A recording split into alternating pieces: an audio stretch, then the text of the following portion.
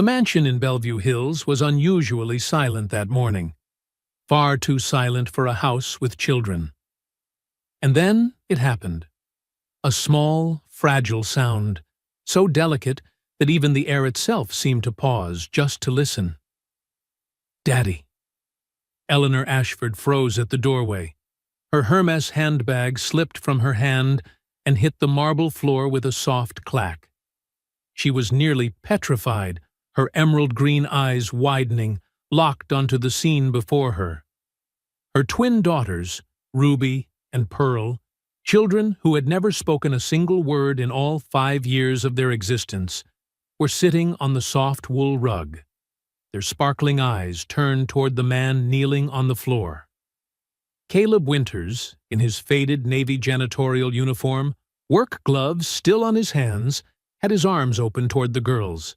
His voice trembled as he whispered, "It's okay. Sweetheart, Daddy's here." And then the sound came again, clearer, stronger. "Daddy." This time, from the other child. In that moment, everything inside Eleanor plunged into a void. Her chest tightened, her throat burned dry, her whole body locked in place. Her daughters, born paralyzed, unable to walk, unable to speak, were now moving their lips, forming the first word of their lives. A word that shattered every diagnosis the top specialists had ever given. She couldn't breathe.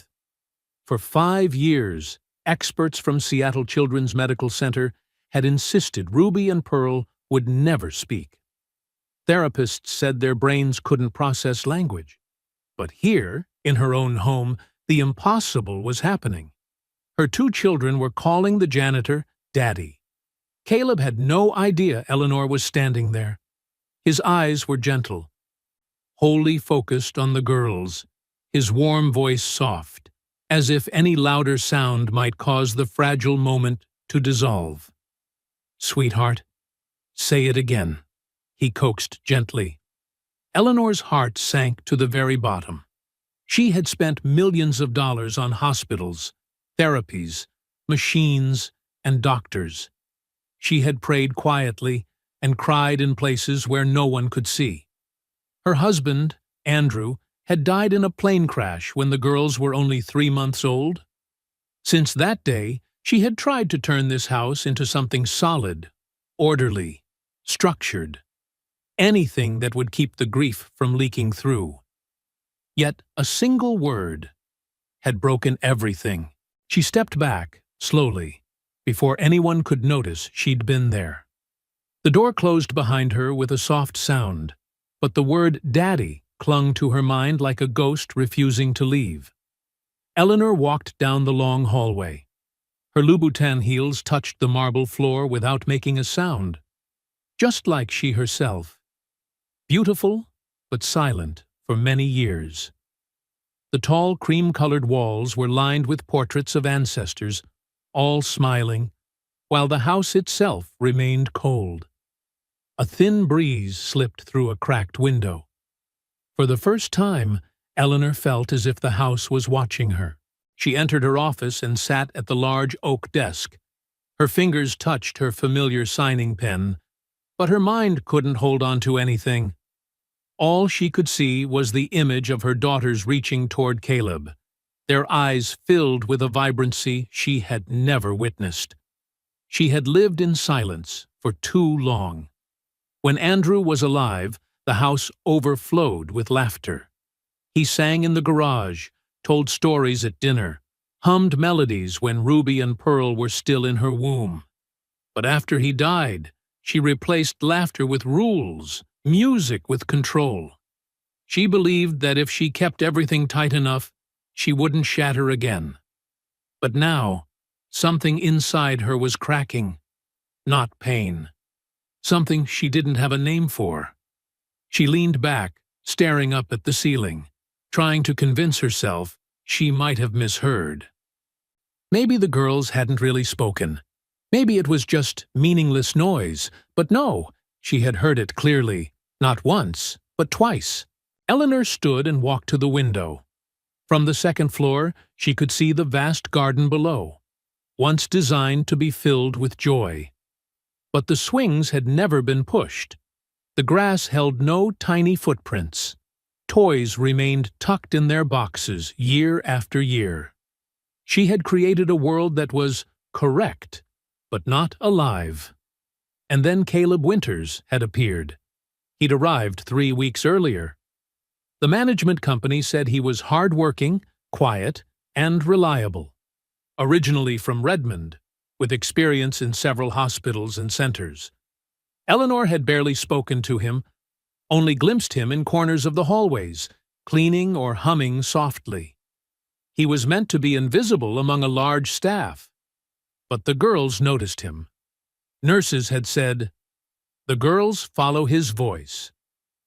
They're calmer when he's around." Eleanor had dismissed all of it. She assumed everyone was imagining the beautiful things they wished were true, the way people cling to the tiniest hope when they've been desperate long enough. Now she didn't know what to believe. Eleanor put her hands over her face and exhaled. What did he do to them? How did he do it? She walked down the hall toward the care room. The door was slightly open. Inside, Caleb sat on the floor, the twins asleep beside him. He was writing something in a brown notebook, head slightly bowed, humming a slow melody. Eleanor didn't enter. She simply watched. Ruby and Pearl breathed steadily, their faces peaceful. One of them twitched slightly, as if a dream brushed softly across her cheek. Caleb gently tucked the blanket around her. Every movement was tender, as if each touch carried meaning. He didn't look like Andrew. Andrew had been tall, blonde, blue-eyed, the classic New England man. Caleb was shorter, leaner, with messy brown hair, sun-browned skin, and the tired face of a man who had endured too much. Yet somehow, the feeling he brought into the room was exactly what Andrew used to bring. Warmth, life, presence. Eleanor's throat tightened. She turned away before Caleb noticed and returned to her bedroom. That night, she couldn't sleep. Lying in the darkness, eyes wide open, staring at the ceiling. Every sound in the mansion suddenly sharpened. The ticking clock, the faint whistle of air through the vents, the rustling leaves outside the window. And beneath all those sounds, one word refused to leave her mind. "Daddy." It wasn't just a word. It was a door opening toward something she thought she had lost forever. Eleanor shot upright, her body trembling slightly. She whispered into the darkness, "Andrew, if you can hear me, what is happening to our children?" There was no answer, only the sound of her own heavy breathing. But she knew one thing for sure. Tomorrow, she had to speak to Caleb. She needed to understand what he had done, and why her daughters had found their voices in the arms of a stranger. What she didn't yet know was that the truth ahead would shake everything she had ever believed about love, healing, and faith. If you're following this story and want to know what truly happened to Ruby and Pearl, make sure to subscribe so you don't miss the next part. What do you think lies behind the strange connection between Caleb and the two little girls? The Washington sky was gray and heavy the following morning. A light drizzle tapped against the tall glass windows of the Ashford estate, creating a soft, lulling rhythm. Eleanor had barely slept. Every time she closed her eyes, she heard the word "Daddy" and saw her two daughters reaching toward Caleb. She sat at the dining table, staring at a cup of coffee that had long gone cold. Staff moved quietly around the room, each one careful not to disturb their employer. Something in the house felt different, as if something invisible had shifted during the night. When Caleb walked in carrying a tray of fresh towels and cleaning supplies, Eleanor slowly lifted her gaze. His calm expression barely changed. "Good morning, Mrs. Ashford," he said softly. Eleanor didn't answer right away. When she finally spoke, Her voice hovered between curiosity and doubt. "May I speak with you for a moment?" He stopped beside the table. "Yes, ma'am." Eleanor gestured for him to sit, but Caleb didn't. He remained standing, his hands folded neatly in front of his apron, his posture steady. She studied him in silence for a long moment, as though trying to find something in his face, something she herself couldn't name yet. Finally, Eleanor spoke, her voice careful, lower. "I saw what happened yesterday." The room seemed to be still. "I heard them speak." Caleb's eyes softened. He didn't look surprised. "Yes, ma'am." "They said, 'Daddy,'" Eleanor continued, her words falling out slowly. "Both of them.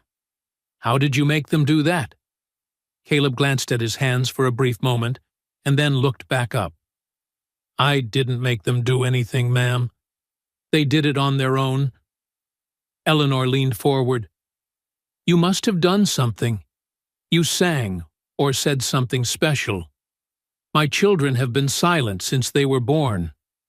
The best doctors in Seattle couldn't help them. So what did you do?" Caleb's tone remained steady, unchanged. "I talk to them every day, ma'am. I read to them, I sing, and I hold their hands when they're scared. Maybe finally, they felt safe enough to respond." Eleanor's fingers tightened around the coffee cup. "Safe?" she repeated, almost to herself. She bowed her head slightly, shaking it. "You think that's all it takes? Safety? After all the money, all the therapies, you're telling me that feeling safe is enough?" Caleb didn't argue. He simply replied gently, "Sometimes that's all children need, ma'am. Someone who doesn't give up on them." For a long moment, neither of them spoke. The rain tapped softly against the windows, sending a low, steady rhythm through the room. Eleanor didn't know what to feel. She wanted to believe him, but a part of her refused to accept that something so simple could achieve what an entire team of specialists had failed to accomplish. She rose to her feet, her voice firming. "You were hired to clean, not to teach. Don't do anything with my children without telling me first." Caleb bowed his head, nodding respectfully. "Yes, ma'am."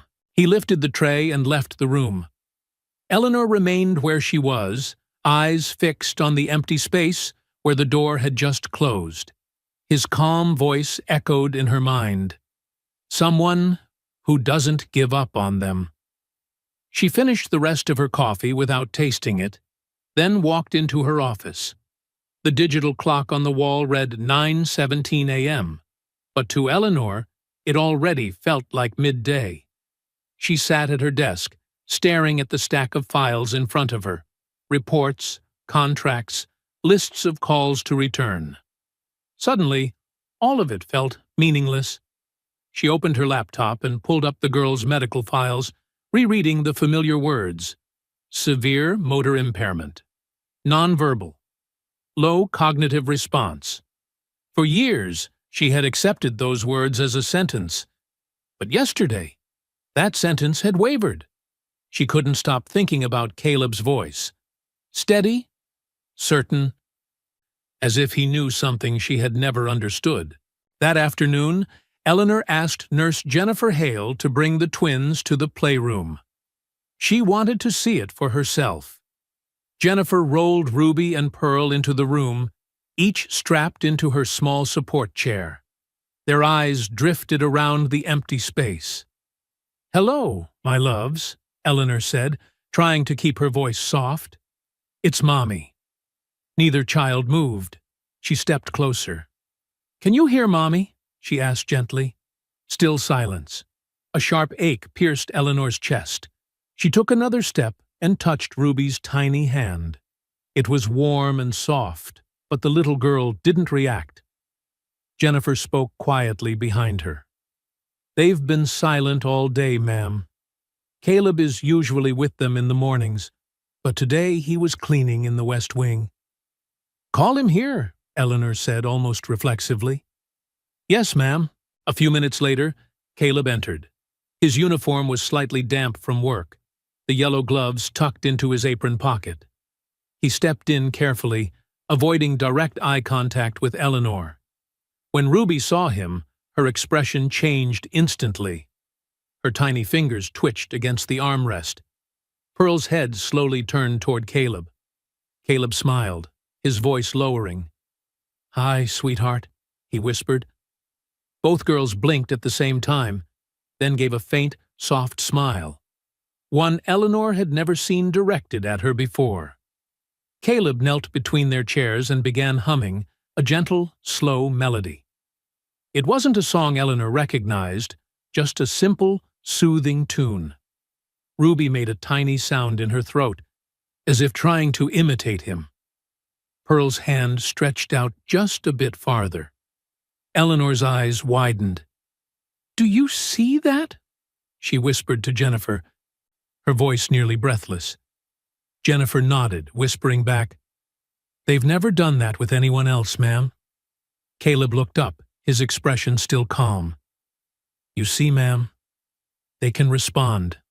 They just need time, not pressure." Eleanor felt something shifting inside her, clearly, unmistakably. She wanted to speak, but no words came. Her throat tightened again, but this time it wasn't anger. After a long silence, she managed only one sentence. "You may stay with them for the entire afternoon." Caleb nodded, replying softly, "Yes, ma'am." Eleanor turned to leave the room, but just as she reached the doorway, she stopped. She looked back one more time. Caleb sat on the floor between the twins, still humming softly. Ruby moved her fingers to the rhythm. Pearl tilted her head slightly, her eyes half closed, her face relaxed and peaceful. Eleanor stood there quietly and realized a simple, painful truth. Right now, her children don't need another doctor. They only needed to be truly seen. And Caleb was the one who had seen them. That night, Eleanor sat in her office again. The rain had stopped, leaving only the faint hum of the house in the darkness. She looked out the window toward the dimly lit window of the care room.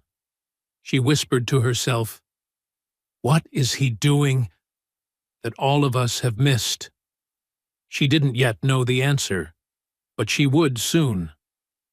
And the truth waiting ahead would change everything she believed about life, love, and what truly makes a family whole. The next day arrived in a heavy silence. The Seattle sky was still wrapped in a dense gray, and damp winds swept past the old oaks surrounding Bellevue Hills. Inside the estate, everything was as clean, orderly, and quiet as ever. But Eleanor couldn't find any peace. She had spent almost the entire night just thinking about what she'd seen in the playroom. The image of her daughters turning their eyes toward Caleb kept replaying in her mind. The way they moved when they heard his voice, the way their tiny hands reached for him. For 5 years, they had barely responded to anyone, their gazes drifting into nothingness. And now, they were waking up, little by little. She needed an explanation. Eleanor went upstairs, walking down the hallway toward the care room. She hadn't even touched the doorknob when a warm, gentle voice drifted out from inside. "Caleb." She pushed the door open very softly and stopped. Caleb was sitting cross-legged on the soft rug, the twins lying beside him. The curtains were drawn wide, letting the pale morning light of a gray day wash over the room. His back was straight, his hands patiently rubbing lotion into the girl's arms. His voice was low and steady. He was singing. And in that moment, Eleanor's entire body froze. She knew that song. It hit her like a memory she had spent years trying to bury deep in her subconscious. Andrew, her husband, had hummed that melody every night during the months she was pregnant. Eleanor's eyes filled with tears before she could stop them. She didn't know why, but it made her heart ache. She stepped into the room, her voice barely above a whisper, as if she were afraid of breaking something fragile. "Where did you learn that song?" Caleb turned around, a little surprised, but still composed. "Oh, I didn't know you were here," he said quietly. Eleanor moved closer, her breath unsteady. "The song you're singing, where did you learn it?"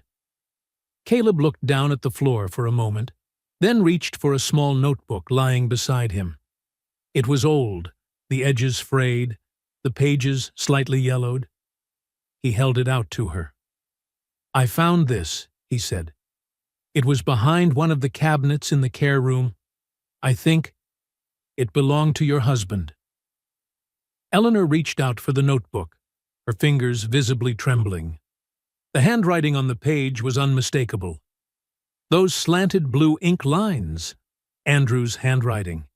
Inside were notes on childcare, a few small recipes, and near the middle of the notebook, there was a list of lullabies. The last one was the song Caleb had just been singing.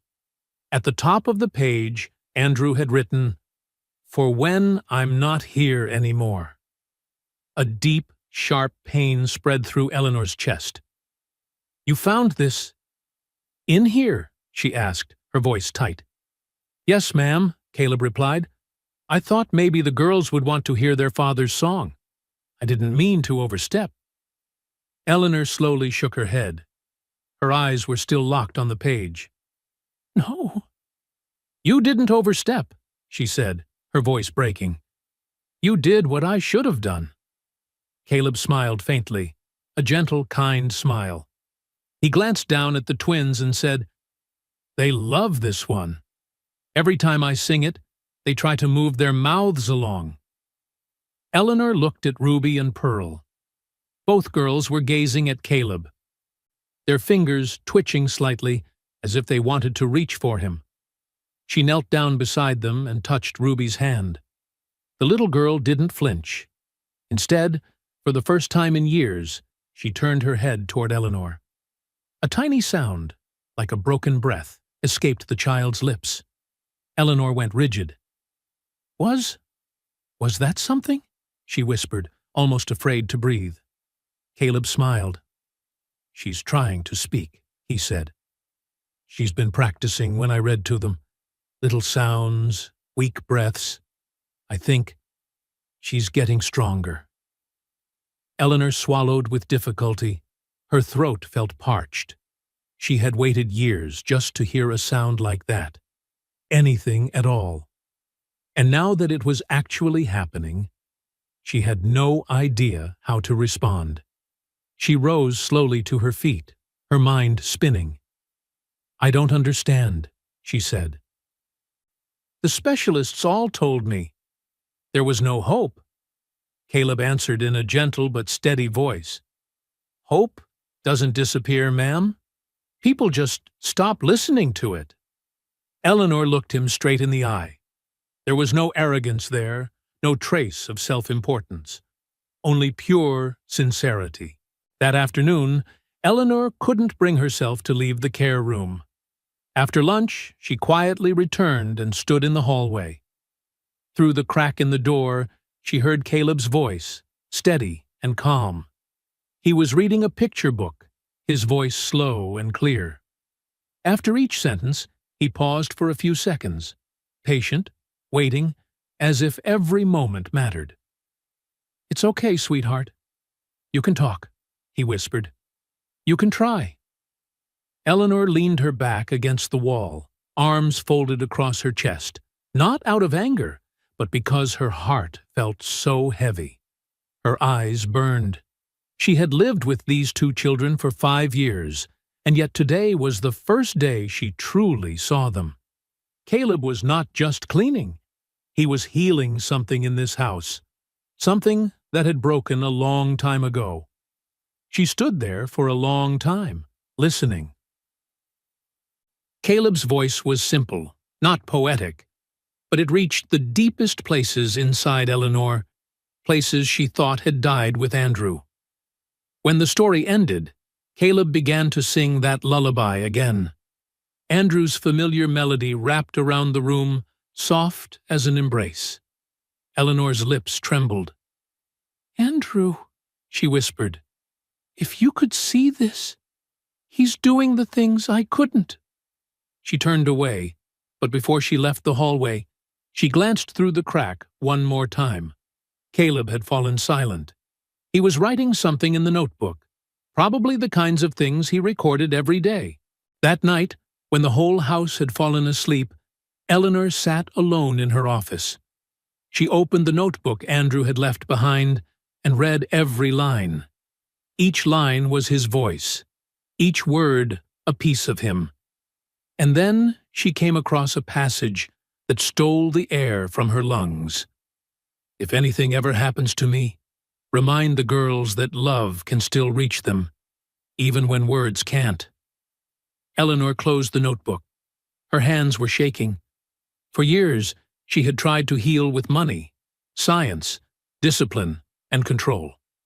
But Andrew had understood something she never dared to believe. Sometimes, love is the only medicine left. She leaned back and whispered softly, "Thank you, Caleb," even though she knew he was asleep and couldn't hear her. The next morning, when Eleanor woke up, the air in the house felt lighter, brighter. She didn't know what lay ahead, but deep inside, she knew one thing for certain. Something inside her had changed forever. And this was only the beginning. Eleanor couldn't stop thinking about Caleb. Who was he? Why did he care so deeply about two children he had only met a few weeks ago? And most importantly, how could he understand exactly what her daughters needed when an entire team of doctors, specialists, and the best experts she had ever hired had all failed? On Wednesday morning, she decided to find out. Eleanor called the staffing agency that had referred Caleb. Her voice was cold, professional, classic Eleanor Ashford. "I need the complete file of Caleb Winters. Every position he's ever held, the reasons he left, and all references." "Yes, Mrs. Ashford. We'll send it immediately." An hour later, her inbox received a thick PDF document. Eleanor sat in her office, poured herself a cup of hot tea, and opened the file. Each line appeared on the screen like a sketch of the man she still did not fully understand. Caleb Winters, age 38. Born in Spokane, Washington. Employment history: maintenance staff at Seattle Children's Medical Center, 4 years. Janitorial staff at Evergreen Pediatric Rehabilitation Center, 2 years. Technical staff at Redmond Heights Apartments, Paudied 1 year. Family status: divorced. 1 daughter, Daisy Winters, 5 years old. Single parent since 2022. Comments from previous employers: reliable, hardworking, extremely patient with children. Frequently volunteers to help disabled children during breaks. His daughter has special medical needs. Eleanor stopped at the last line.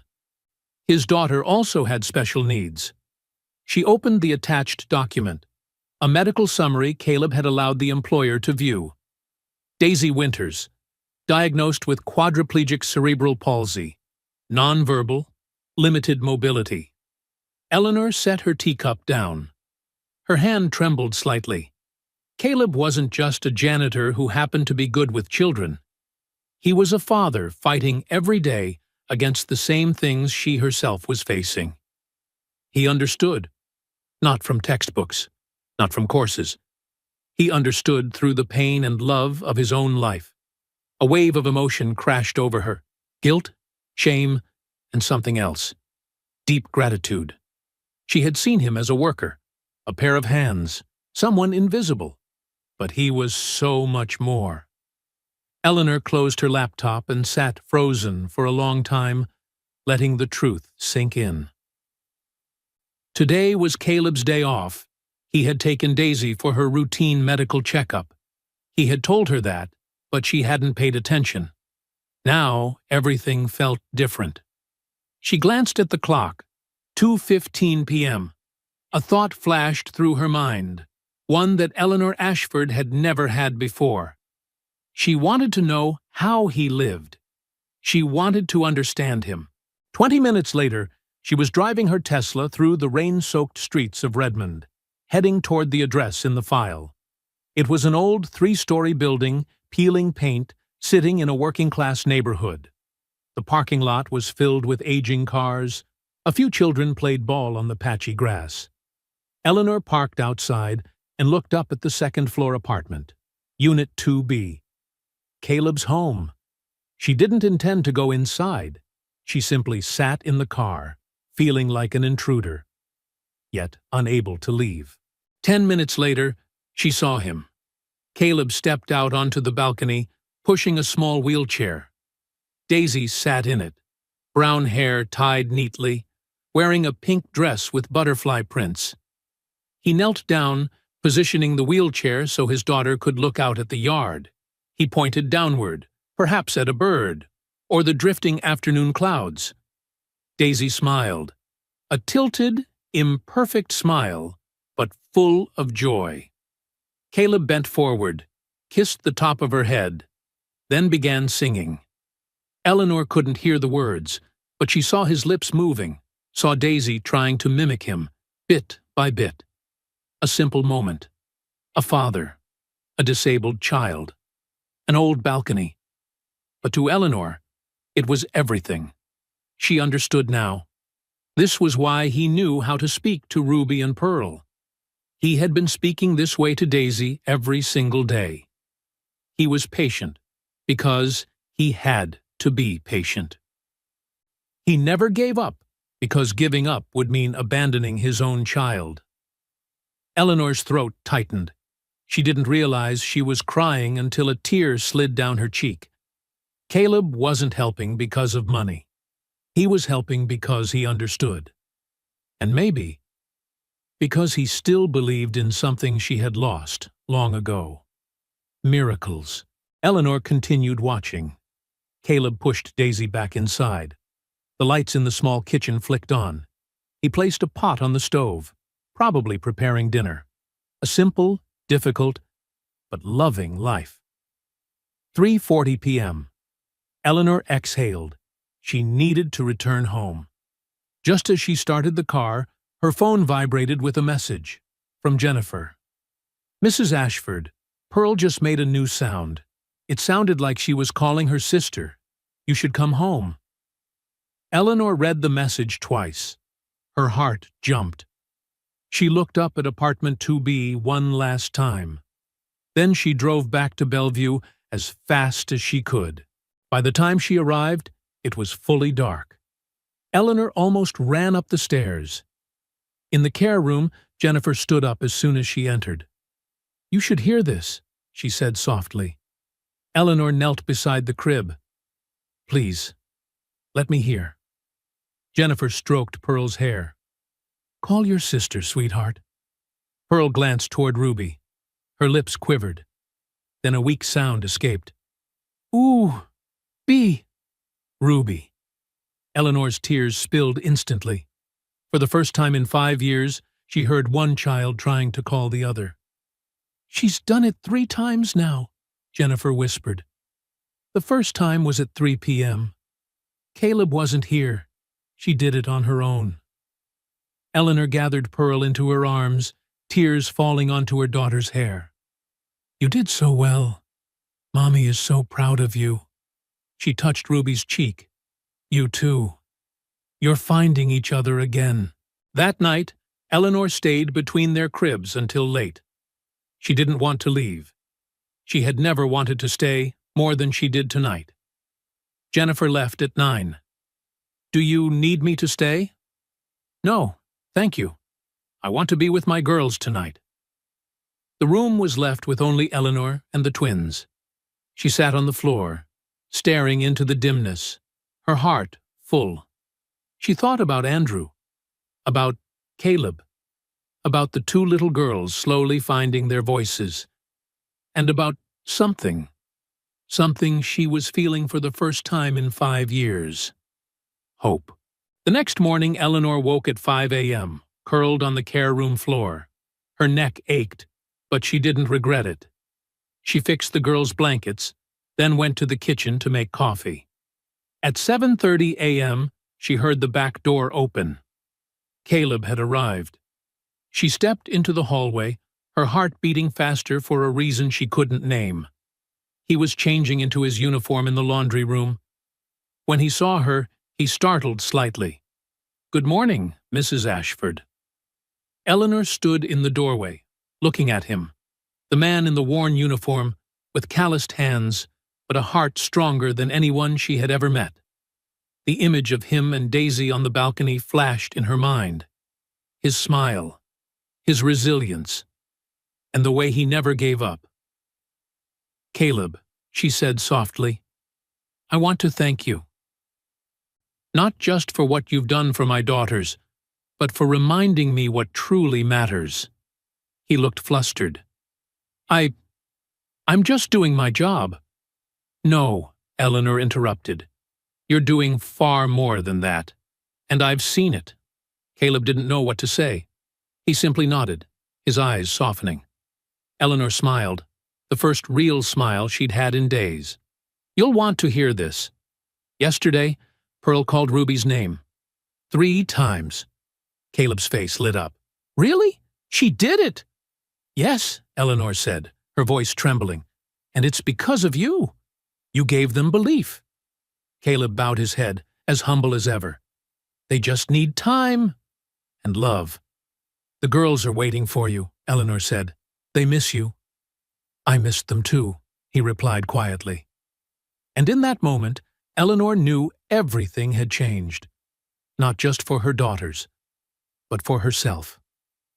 She had lived like a ghost for 5 years, but Caleb, with his humility, his patience, and his unconditional love, had reminded her that life can begin again, even after the deepest pain.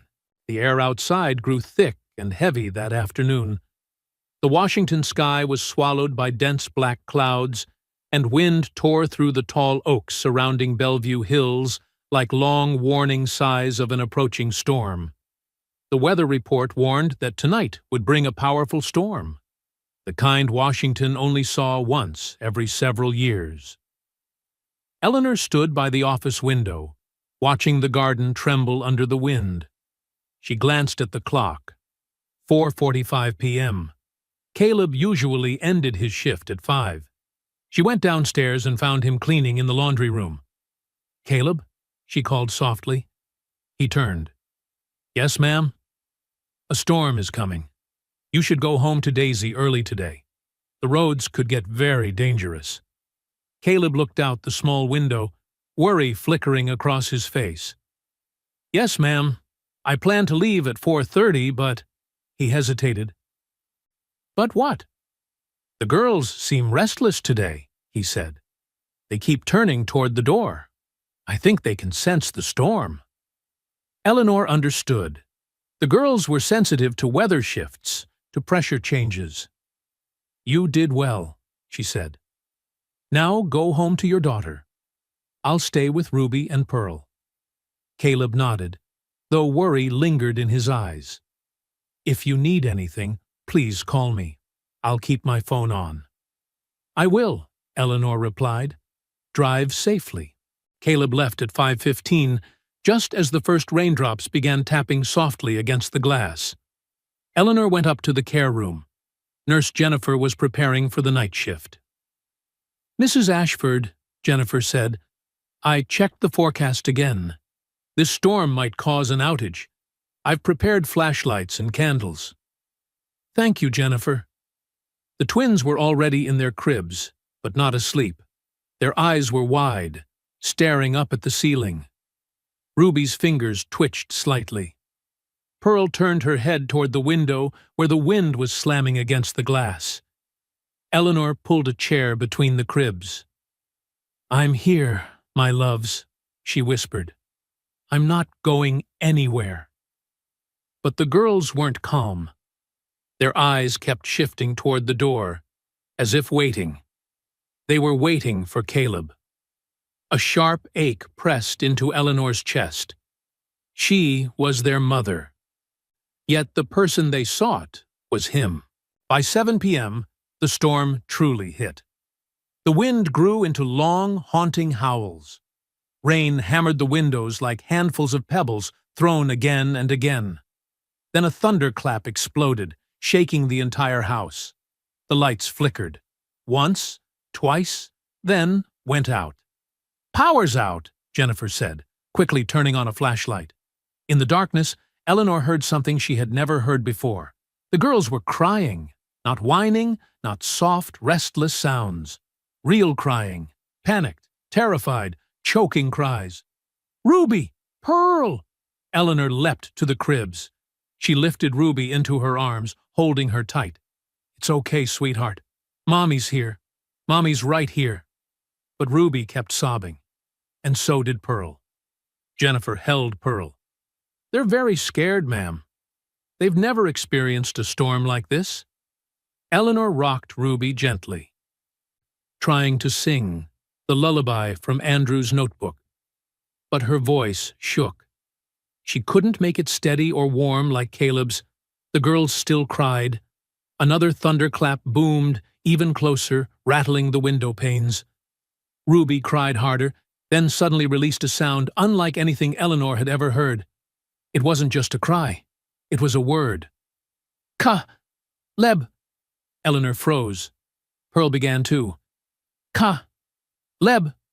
Her voice was weak, trembling, but unmistakable. They were calling him. In their terror, the person they wanted was not their mother. It was Caleb. Eleanor's heart fractured, not out of jealousy or anger, but because she finally understood something deep and painful. She gently laid Ruby back into her crib. "Jennifer, stay with them. Keep them calm. I'll be right back." She ran downstairs, grabbed her phone, and dialed Caleb. The phone rang. Once. Twice. 3 times. "Hello?" Caleb's voice came through, wind and rain roaring behind him. "Caleb, it's Eleanor. The girls. They're calling your name. They're terrified. I don't know what to do." There was a brief silence. Then he said, "Can you put the phone near them? Let me talk to them." Eleanor ran upstairs immediately. She set the phone between the cribs and turned on the speaker. "They can hear you now," she said. Caleb's voice came through. Low, warm, familiar, even distorted by the storm. "Ruby, Pearl, it's Caleb. It's okay, sweethearts. The storm will pass. Mommy is right there with you. She loves you very much." The crying slowed. Caleb began singing, the same lullaby. Through the phone, the sound was scratchy, but the melody was clear, gentle, steady, comforting, just like always. Ruby calmed, Pearl calmed, their eyes fluttered, then closed, their breathing steadied.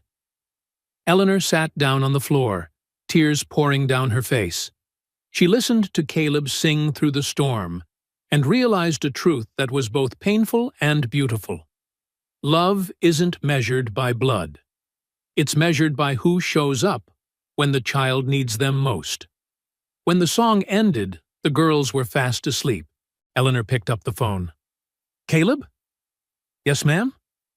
"Thank you," she whispered, voice breaking. "Where are you? Are you safe?" "I'm home, ma'am. Daisy is scared of storms, too, but she's asleep now. I'm letting her sleep in my room tonight." Eleanor exhaled, relief washing over her. "You're a good father, Caleb." He paused, then said quietly, "And you're a good mother, Mrs. Ashford. You just need to believe that." Those words pierced her, not to hurt her, but to awaken her. "Good night, Caleb," she whispered. "I'll see you in the morning." "Good night, ma'am." The call ended. Eleanor sat in the darkness, the flashlight casting dim shadows on the wall. She looked at her daughters sleeping deeply. In all 5 years living in this house, she had never truly been present for them. She hired people, signed checks, and scheduled appointments. She hid from pain through work, through distance. But tonight, hearing them call Caleb, she didn't feel angry. She felt awakened. Jennifer watched her. "Mrs. Ashford, do you want me to stay so you can rest?" Eleanor shook her head. "No, I'll stay with them tonight." The nurse nodded. "I'll be in the next room if you need anything." When Jennifer left, only Eleanor and the twins remained. She sat between the cribs, holding Ruby's hand in one and Pearl's in the other. Then she began to sing. At first, her voice trembled, uneven, but slowly she found the melody, Andrew's lullaby. The song Caleb had brought back. This time, she wasn't singing because she thought she had to. She sang because her heart wanted to. The storm lasted past midnight. Around 1 a.m., rain still fell steadily, but the thunder had drifted far away. Eleanor remained there, singing the song she once thought she had forgotten. Sometimes she stopped just to watch their small, sleeping faces. She touched Ruby's cheek, then Pearl's. "I'm sorry," she whispered.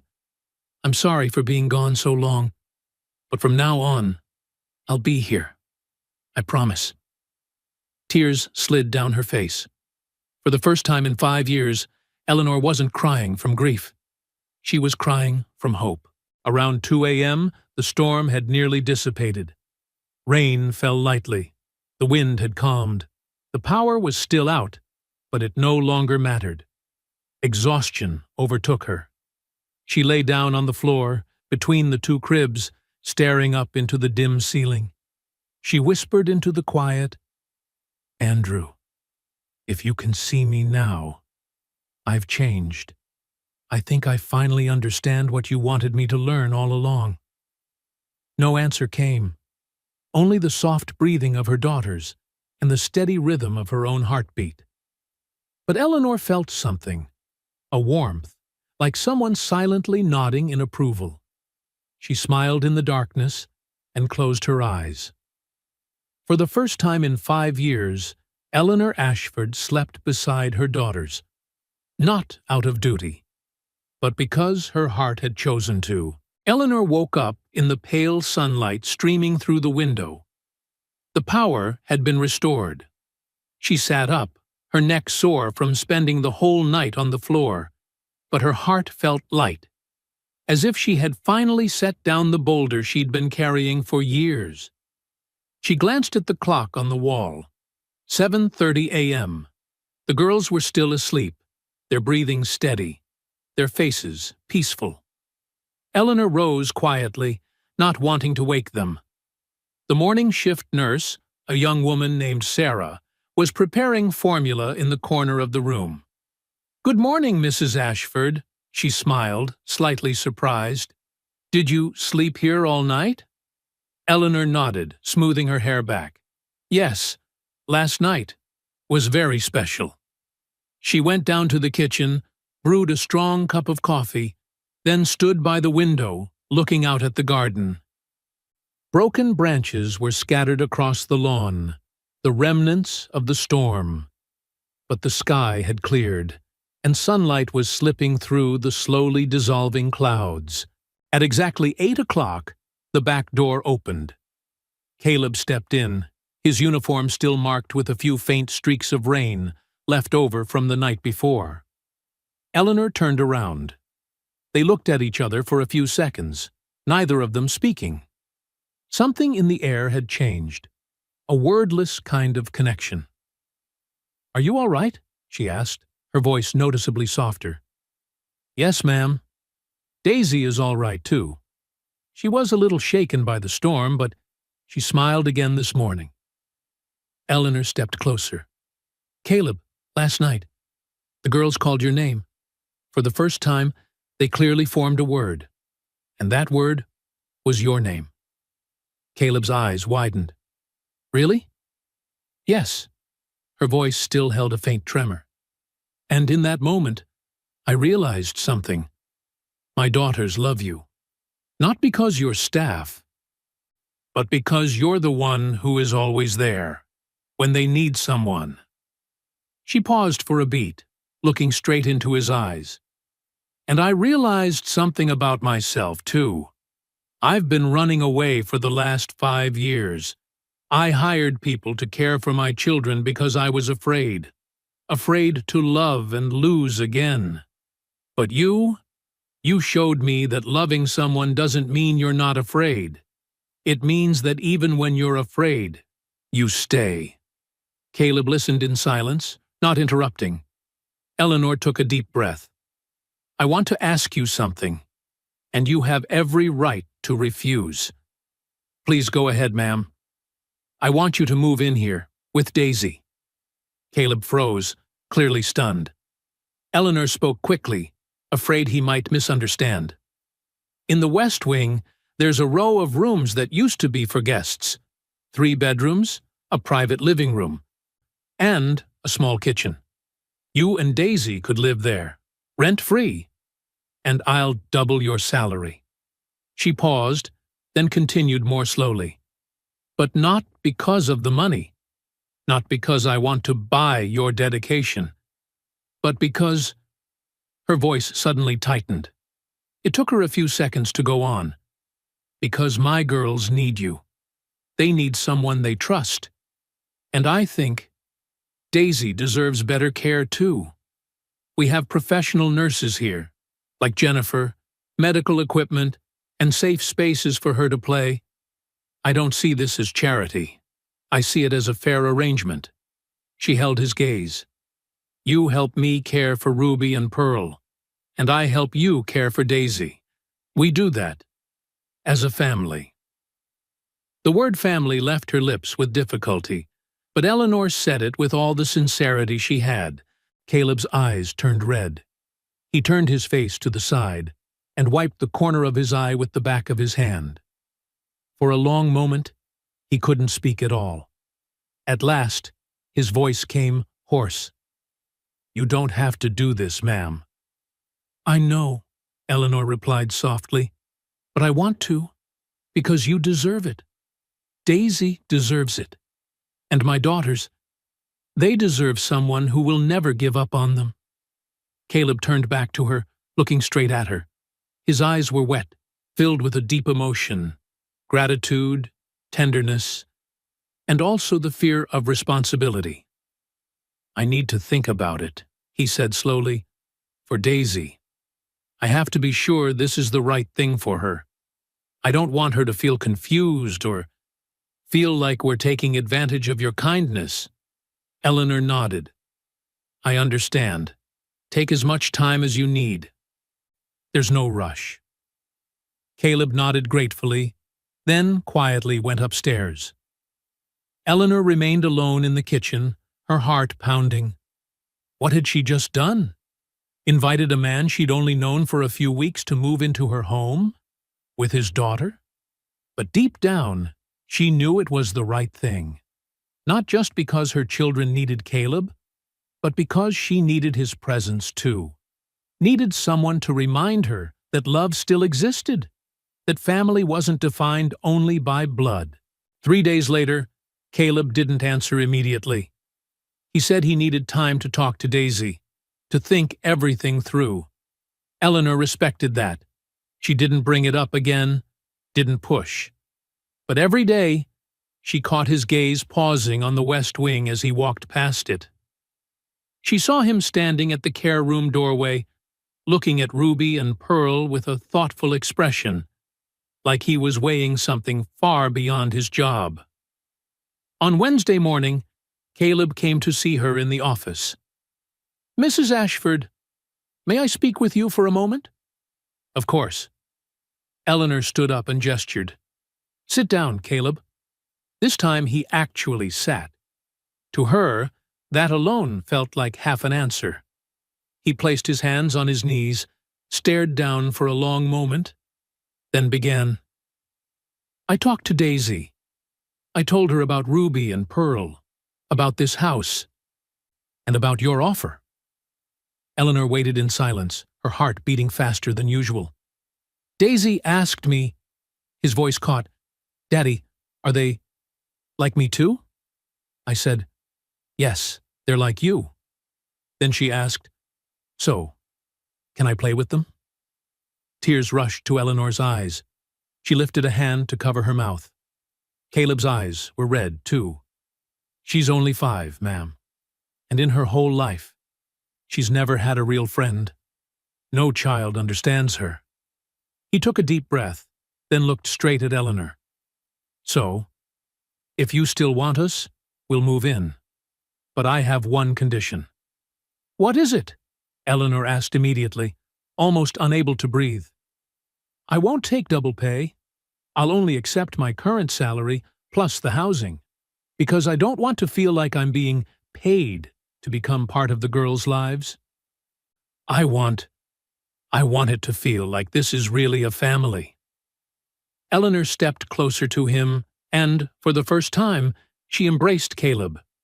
Not the way a boss hugs an employee, but the way two wounded people do.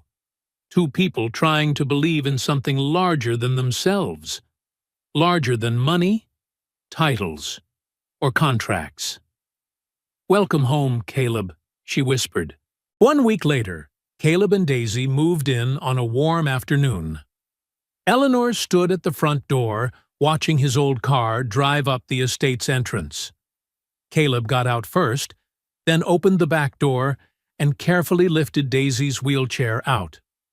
The little girl looked up at the large house with big, round eyes, both shy and curious. Eleanor walked down the steps. She lowered herself, kneeling to be at Daisy's eye level. Hi, Daisy. You're Daisy, right? The girl nodded slightly, a bit shy. My name is Eleanor, and I'm very happy you're here. Ruby and Pearl are waiting for you inside. Daisy's eyes lit up. Ooh, B. She tried to form the sound. Eleanor smiled, her eyes stinging again. That's right, sweetheart. Ruby, you're doing so well. She stood and turned to Caleb. Are you ready? He nodded, a small but steady smile on his face. Yes, ma'am. We're ready. They stepped through the doorway together, and for the first time in 5 years, the Ashford estate was no longer just a place filled with memories of loss. It had become the beginning of a new family. Dear listeners, sometimes love doesn't come from the people we expect. Sometimes it enters our lives quietly, through the hands of someone who simply refuses to let go. Caleb is not a doctor, nor is he a therapist. He is just a humble janitor, yet he carries within him a heart overflowing with tenderness. And with that very heart, he returned a voice to 2 children who had been trapped in silence their entire lives. And Eleanor, a woman who once believed that money could fix everything, learned that love cannot be bought, and healing does not always come from medicine or modern methods. It comes from presence, from patience, and from the simplest acts of care. This story reminds us that sometimes the people who seem the smallest and most ordinary are the very ones who carry the brightest light. And now, dear listeners, tell me, who touched your heart the most in this story? Was it Caleb, the man whose love could break through silence? Or was it Eleanor, the woman who finally learned to listen with her heart? Share your answer in the comments. I truly want to know what lesson you took away from this story.